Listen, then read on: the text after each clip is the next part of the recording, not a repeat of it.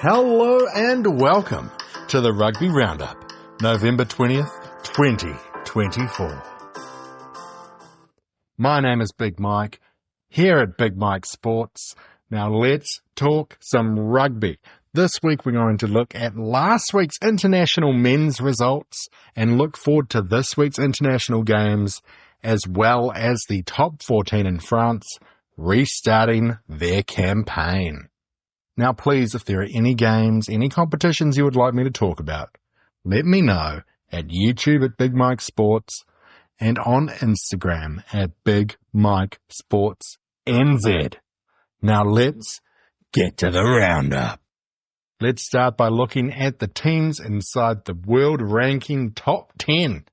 First game of the weekend was Ireland hosting Argentina at Aviva. This one at halftime was 22-9 to the Irish. It looked like it was well and truly done.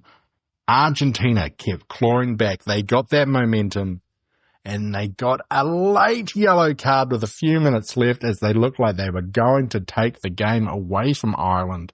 But Ireland ended up winning this one 22 points to 19. Los Pumas got close, but they didn't get close enough. Big difference in this one was the fast start of the Irish fighting back after that loss to the All Blacks the weekend before. Heading to Twickenham, it was England who had 4 losses in a row going up against the world champion Springboks of South Africa.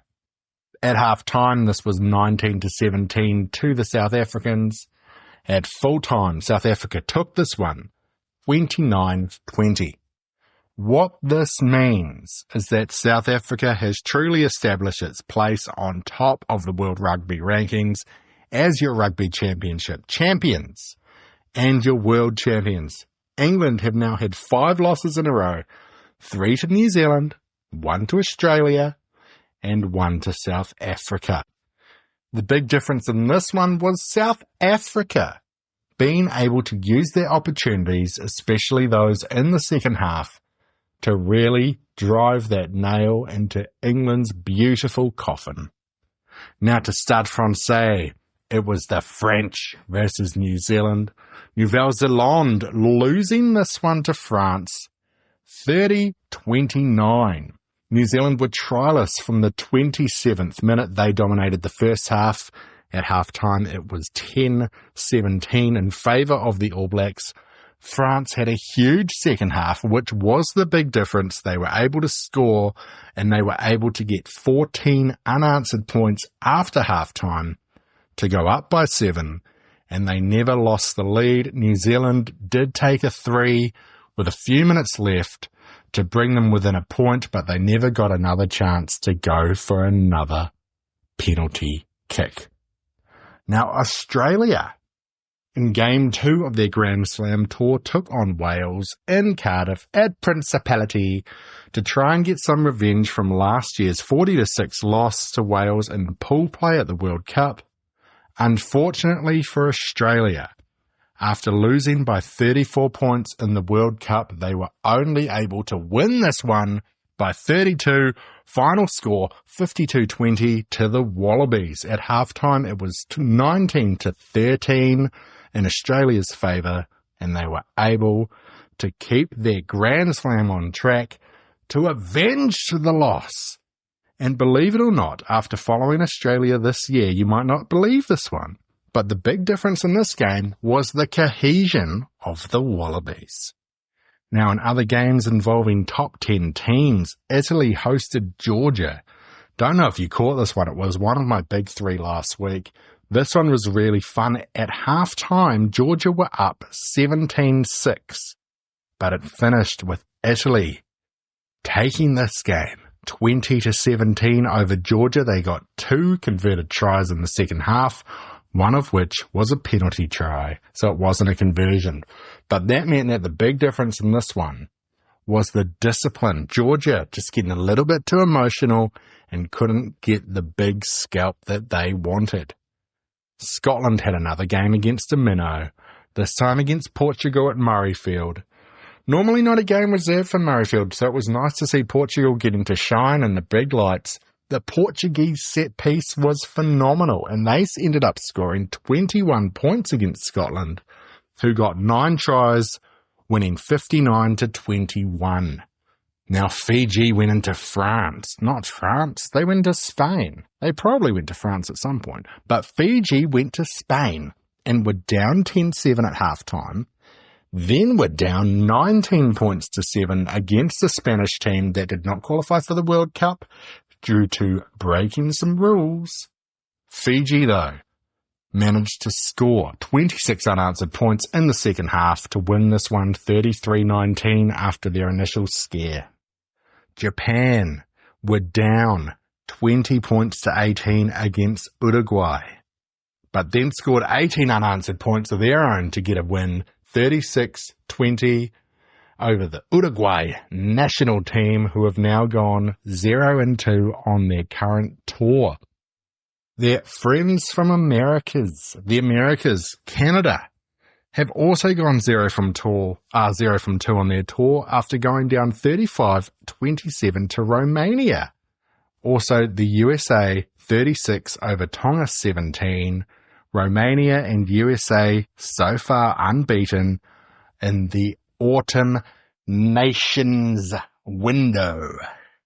Now, last week we did say that Chile, who had a great victory last week against Canada, they played the Netherlands in Amsterdam. Now, we don't hear too much about the Netherlands. They are in the second tier of the European Championships. They don't normally win. It normally goes to Georgia. Maybe Portugal or Spain take a good couple of victories. The Netherlands actually got up over Chile, who qualified for last year's World Cup 20-17 in what was a bit of an upset. England A took on the Australian 15, winning 38-17. Hong Kong avenged their loss to Brazil from last weekend, turning it around 38-17. Now the UAE, who last weekend beat Zimbabwe by a significant margin, went down to Germany 26-20. And Zimbabwe, who lost to the United Arab Emirates, went to Korea and stuck it to the Koreans 27-22. So what do all of these games mean for the World Rugby rankings? There weren't too many shifts in the top 10. The only team swapping position from last week, Ireland going up to second after their win against the Pumas. The All Blacks going down to third after their loss against France. Other teams that improved after the weekend. Japan went up to 13th. USA went up to 15th. Uruguay, despite losing, went up to 18th. Hong Kong up to 22nd. And the Dutch went to the 24th position. Now, to this week's fun fact. Australia are currently 2 games into a Grand Slam tour. It is very, very rare for a team to win the Grand Slam. The last team, I believe, that did it was the All Blacks in 2010. Grand Slam tour is, of course, taking on all 4 nations in the British and Irish Lions, England, Scotland, Wales, and Ireland. If you can win them all, you get the Grand Slam. Australia have 2 games left and have had 1 Grand Slam tour victory, which was in 1984. Now, in 1984, they were coached by Alan Jones. And if we look up Alan Jones, oh my, he has recently been arrested and charged with 26 offences of assault. So don't look up Alan Jones. And that's our not-so-fun fact of the week. All right, now let's preview this week in international men's rugby. Now, games involving the top 10 ranked teams in the world. 4th versus 5th at the Stade de France. France coming off that huge victory over the All Blacks, taking on Argentina, who just had that narrow loss to Ireland. These 2 teams went 1 each on France's tour to South America earlier this year. Second-ranked Ireland will be taking on Fiji at Aviva.